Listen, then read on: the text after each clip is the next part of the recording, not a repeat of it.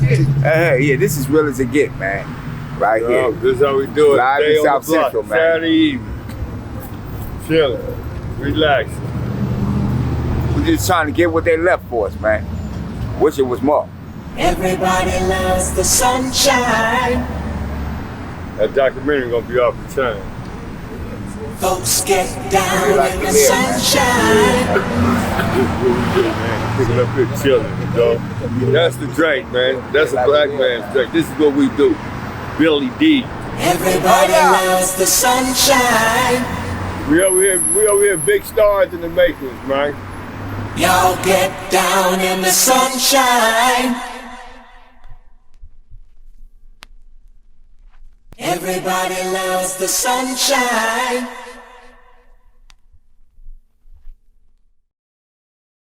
Tonight, we toast to our ancestor, Uncle Nearest. May his story never be hidden, and may yours always see the light. Yes. Cheers. Yes.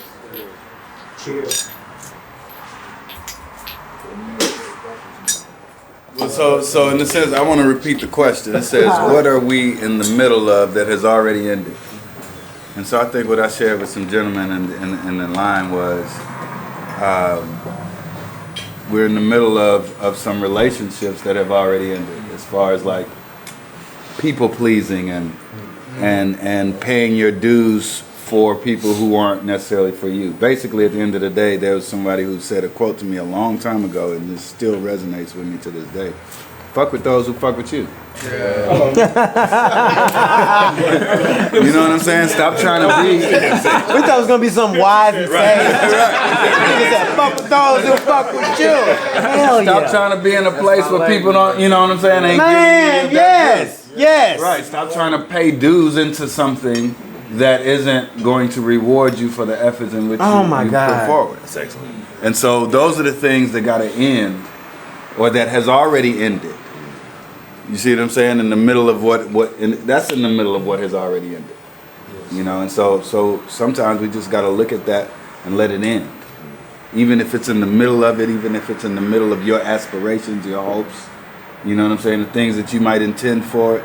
It has already ended. Let it go. Let's go ahead and just start something new. And that's what sitting at this table is meeting a bunch of new brothers. Yes. You see what I'm saying? And then that is the beginning of self-care. And so, you know, no longer neglecting self at the expense of others. So I think that's a big, you know, it's a cycle in of self to feed life, to take care of self, prioritize self. Somebody done it? Yeah. I'm gonna play up that because everybody stole mine. Stillness. We're gonna, you know, I want to work towards like stillness. You know, no more hasty movements. You know what I'm saying? So ending hasty movements. And in this city right here in LA, we live off them hasty movements. You know what I'm saying? We always doing this. We bounce from here to here. We living off the hustle. So, you know, stillness is the key. You know what I'm saying? So, like, just really developing more of ourselves and what we're doing and things like that. So, just focusing on that moving forward and just not moving off someone else's things or like somebody hit you up for a job and things like that. Just really resonate on it first. Man, that's good. To feel it. To make sure it's the right movement to move forward, you know what I'm saying? Instead of just jumping on this thing to this thing to this thing, you know what I'm saying? Feel it first. The energy got to be right. You want to take a little sip? You Take a sip. I wrote to stay open to evolve. We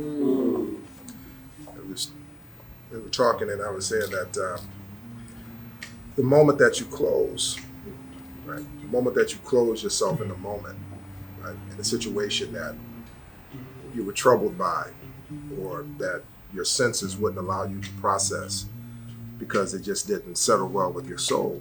When you close up in that moment, you're no longer evolving as a human being because you're wrestling with that moment, right? And that moment could be whatever you're going through with the loved one, with the work, whatever. And eventually, the things that are contained in that moment will become who you are, right? So if it's negative, if it's energy you felt was so negative and you felt like you were hurt, if I see someone, my brother, and he reminded me of that moment, I'm not open to a relationship with this brother now.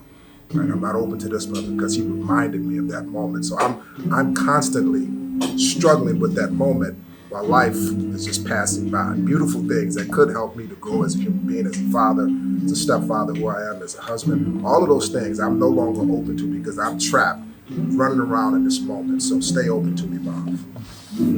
Yeah. I'm taking another sip. It's the season to build what you know, to leave it, to cast away the pain. When it's hard to notice or even make out the motive to start over again. I've been trying so many times, feeling hurt from long ago. Should I know if I'm on the right road? In a world so cold, in a world so cold. The reason why love is so important is because the things like the pain and the chaos are inevitable. Like those things are as natural to life as breathing is.